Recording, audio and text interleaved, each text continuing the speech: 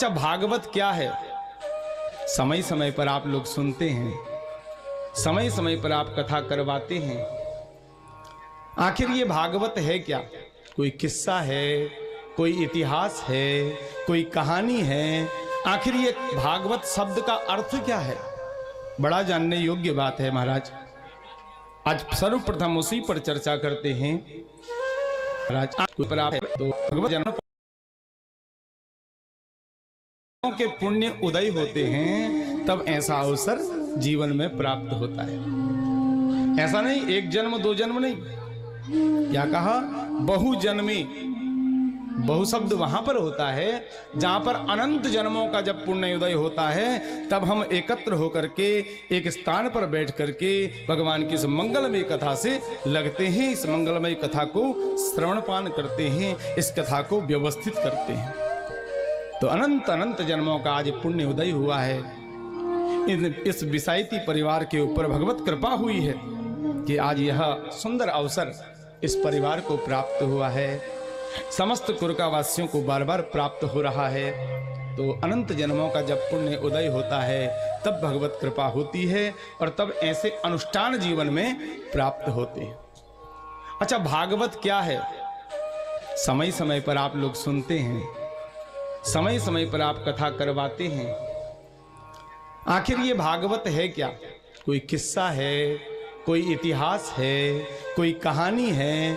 आखिर ये भागवत शब्द का अर्थ क्या है? बड़ा जानने योग्य बात है महाराज। आज सर्वप्रथम उसी पर चर्चा करते हैं। भागवत का आप संधि विच्छेद कर दीजिए।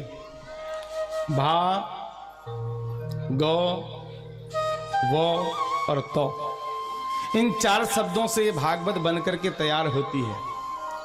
और इन चार शब्दों का क्या तात्पर्य है, क्या अर्थ है, बड़ा समझने योग्य विषय है।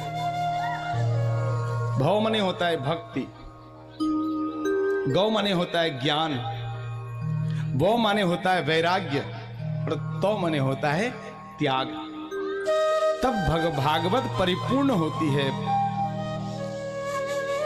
अच्छा, इसको आरंभ कैसे करना है? तो कहा इस कथा को भव से आरंभ नहीं करना है, इसको पीछे से आरंभ करना है, तो से। मतलब क्या है? पहले त्यागना सीखो, अपनी तृष्णा को त्यागो, अपने मोह को त्यागो, अपने अभिमान को त्यागो, अपने क्रोध को त्यागो। और जब हम त्यागना सीखेंगे तो वैराग्य की उत्पत्ति होगी। और जब वैराग्य जीवन में आएगा तो ज्ञान की प्राप्ति होगी। क्योंकि देखो, जब वैराग्य आएगा तो हमें मन लगेगा कि जब हम संसार में किसी को लेके जाते हैं तो हमें उस समय वैराग्य की उत्पत्ति होती है कि देखो, जो दशा इसकी हुई है वही दशा एक दिन हमारी भी होगी।